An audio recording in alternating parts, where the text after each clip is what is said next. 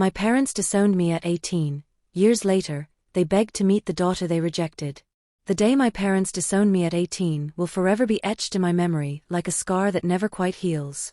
It wasn't supposed to end this way, not after all those years of being the perfect daughter, excelling in school, and following every rule they set before me. But perfection, I learned too late, was never about who I was, it was about who they wanted me to be. It started with small things, really. The way my mother would sigh when I chose art classes over advanced mathematics, or how my father's face would darken whenever I mentioned my dreams of becoming a writer instead of pursuing the medical career they had meticulously planned for me since childhood. A doctor, my father would say, his voice heavy with authority, is what our family needs. You have the brains, you have the discipline, why waste it on words? But words were my world, stories were my sanctuary, and writing was the only thing that made sense in a life that felt increasingly like someone else's blueprint. When I received my acceptance letter to a prestigious liberal arts college, I thought it would be the turning point, the moment they would finally see me for who I truly was. Instead, it became the catalyst for our family's unraveling. Sitting across from them at our dining room table, their faces growing darker with each word I spoke, I watched as my dreams transformed into their worst nightmare. "You're throwing away everything we've worked for," my mother snapped, her hands trembling around her teacup. "Do you have any idea how much we've sacrificed for you?"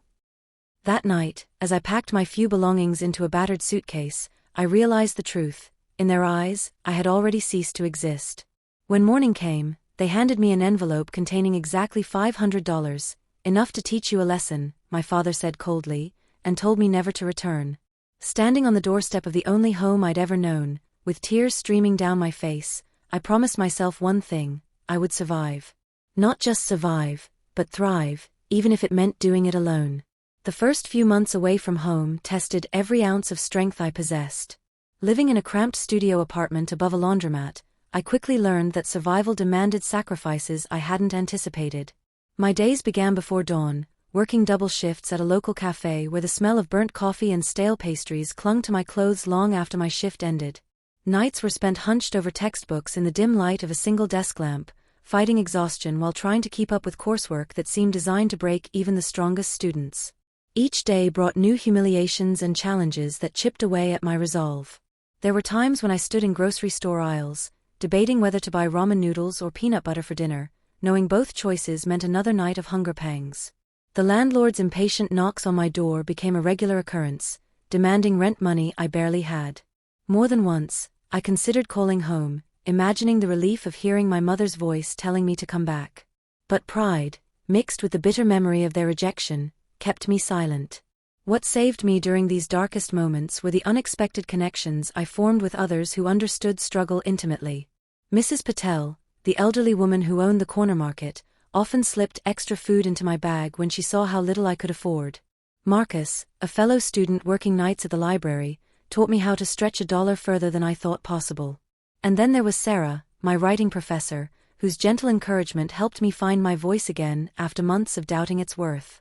Through these relationships, I discovered something profound: resilience isn't built alone. It grows through shared experiences, through witnessing others' struggles and triumphs, and recognizing that your own battles are part of a larger human story. Slowly, imperceptibly, I began to change. The girl who had arrived in the city with nothing but a suitcase and shattered dreams transformed into someone stronger, more determined, and infinitely more compassionate. I found purpose in my pain, channeling my experiences into my writing. Each essay, each short story became a testament to survival, to finding beauty in brokenness. My professors noticed the raw honesty in my work, encouraging me to submit pieces to literary journals. The first time I held a published story in my hands, I cried not from sadness but from the overwhelming realization that I was building a life on my own terms, one that honored my authentic self rather than conforming to someone else's expectations. The years that followed graduation marked a period of remarkable transformation, though not without its share of challenges. My first job at a small publishing house paid barely enough to cover rent, but it opened doors I never imagined possible.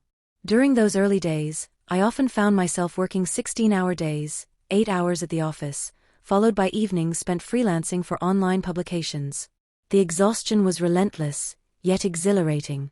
Each published article, each positive review from an editor, felt like reclaiming a piece of myself that had been lost.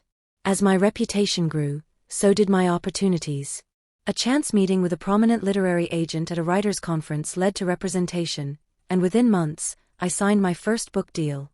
The memoir I had been pouring my soul into for years, chronicling my journey from rejection to redemption, resonated deeply with readers. It wasn't just my story, it became a mirror for countless others who had faced similar trials, offering them hope and validation. Success brought financial stability, allowing me to move from my tiny apartment to a cozy brownstone in Brooklyn. Yet the most significant change wasn't measured in square footage or bank account balances. I had become a magnet for meaningful connections, attracting people who valued authenticity and shared my passion for storytelling. Through writing workshops and community outreach programs, I mentored young writers, many of whom reminded me of my younger self, bright-eyed and hungry for a chance to prove themselves. The media attention surrounding my book launch introduced me to a world I never expected to inhabit. Interviews, speaking engagements, and invitations to prestigious literary events filled my calendar. With each appearance, I grew more comfortable sharing my truth, transforming what had once been a source of shame into a powerful narrative of resilience. Readers responded to my vulnerability, connecting with the universal themes of family conflict, personal growth, and the courage to forge one's path. In building this new life, I discovered something unexpected: forgiveness didn't require reconciliation. I carried no bitterness toward my parents, understanding now that their rejection stemmed from their own fears and limitations. This realization freed me from the need to seek their approval or prove anything to them.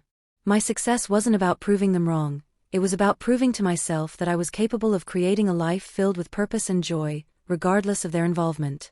The irony of receiving that letter shouldn't have surprised me, yet its arrival left me shaking. The elegant stationery, embossed with the family crest I hadn't seen in over a decade, seemed almost cruel in its formality. My mother's handwriting, once so familiar from birthday cards and school permission slips, now looked foreign, each loop and curve carrying the weight of years unspoken. Their words spilled across 3 pages, detailing a litany of regrets and explanations that read like a carefully rehearsed script. They spoke of sleepless nights spent wondering about my well-being, of watching interviews where I discussed my journey with grace they claimed to admire. Most striking was the admission that they had followed my career from afar, clipping articles and saving copies of my books, though they never dared to reach out until now. The letter culminated in a request so humble it nearly broke me. They wanted to meet their granddaughter, the child I had kept secret from them all these years. Emily, now 5 years old, had been born during one of the darkest periods of my life, conceived in love but born into uncertainty. Her father, a kind soul I had met during my early struggling days, had been taken from us too soon in a car accident when Emily was just 2. In raising her alone, I had created a cocoon of protection around our little family, shielding her from the pain of rejection I had endured. Now, standing in my kitchen with that letter trembling in my hands, I watched Emily play in the backyard through the window. She was the spitting image of me at her age, with the same unruly curls and curious eyes that seemed to devour the world. How could I explain to this innocent child that the grandparents who now begged for a chance to know her were the same people who had turned their backs on me? That their sudden interest came too late, after years of silence and absence? The weight of their betrayal pressed heavily against my chest, mingling with the ache of my daughter's laughter drifting through the open window. Their words painted a picture of changed hearts and newfound wisdom, but trust, once broken, doesn't mend easily. Especially when it's tied to the most fundamental relationship of all, that between parent and child. For weeks, I wrestled with their request, torn between the protective instinct that had governed my decisions as a mother and the nagging question of whether denying them access to Emily would make me guilty of perpetuating the same cycle of rejection. Late at night, when Emily was asleep and the house settled into silence, I found myself staring at old photographs, searching for answers in faded smiles and forgotten birthdays. Their presence in my memories felt like ghosts haunting the edges of my consciousness. I remembered my mother's soft hands brushing my hair before bed, the way my father's laugh used to fill the house during family game nights. These fragments of love, buried beneath layers of hurt, refused to stay buried, rising to the surface when I least expected them. Was it possible to reconcile these memories with the people who had callously cast me aside? Emily became my compass in this emotional storm.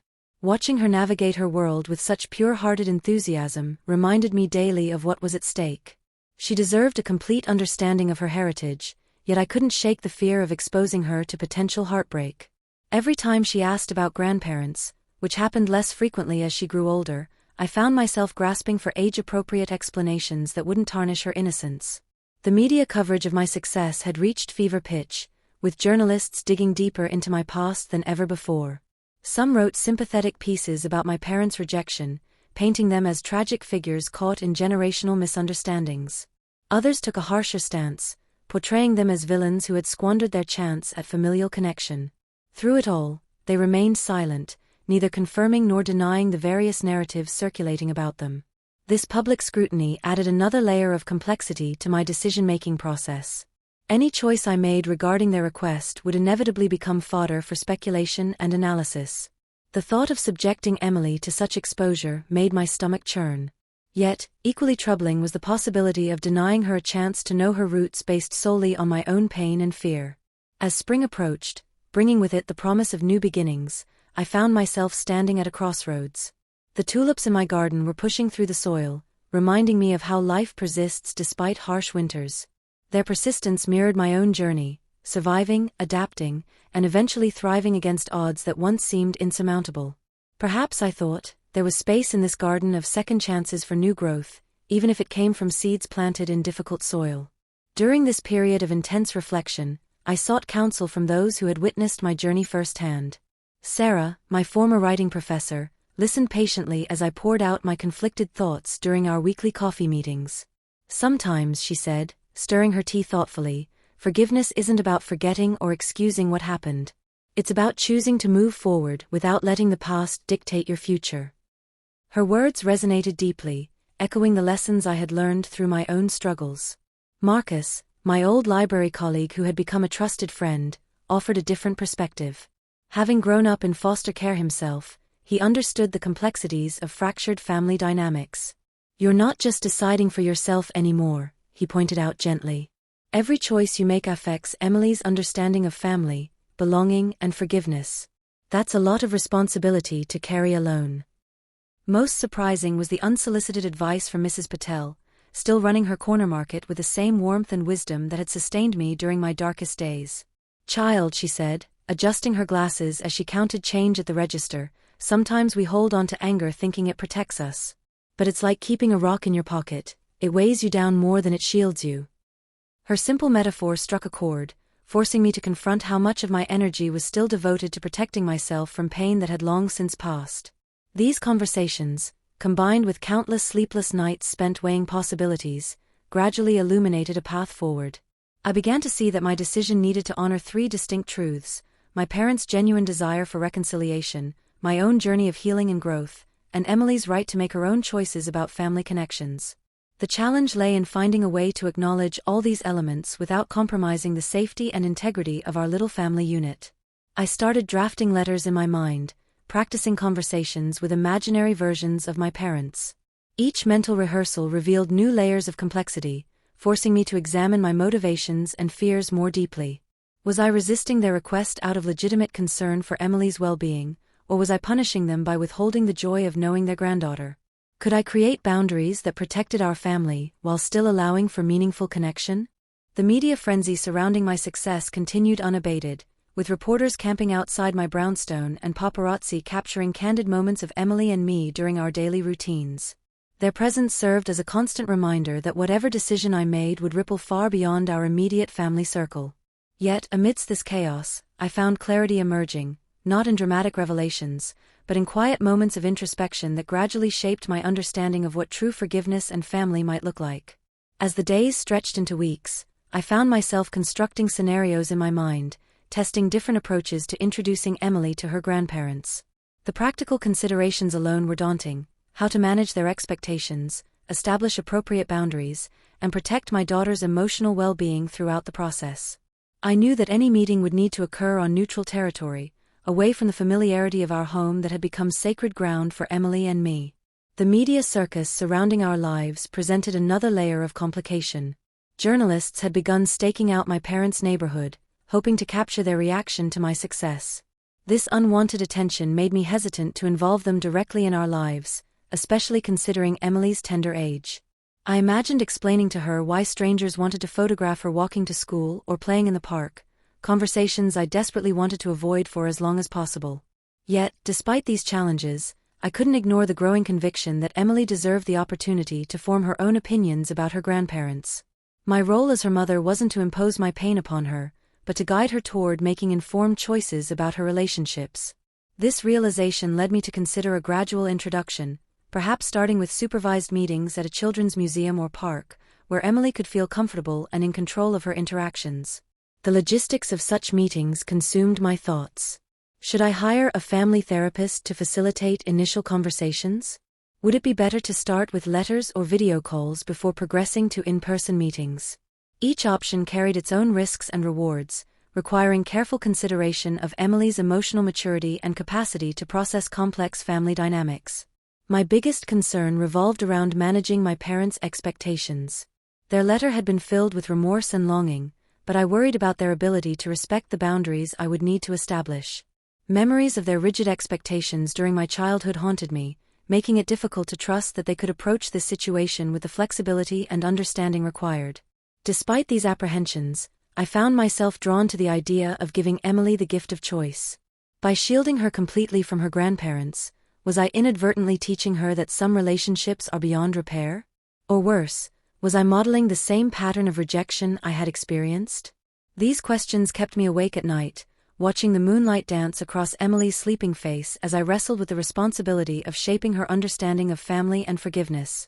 Through this internal struggle, I recognized that my greatest challenge lay not in arranging meetings or managing logistics, but in maintaining my own emotional equilibrium throughout the process. Every scenario I envisioned triggered memories of my own childhood, threatening to blur the lines between past pain and present possibilities. I needed to find a way to separate my experiences from Emily's potential future, ensuring that my decisions were guided by her best interests rather than my lingering wounds. In navigating this delicate balance, I realized that the path forward would require not just practical planning, but a deep commitment to staying present and responsive to Emily's needs and reactions. Success would depend on my ability to remain flexible, patient, and attuned to subtle cues that might indicate when to push forward or pull back in facilitating this new chapter of our family story.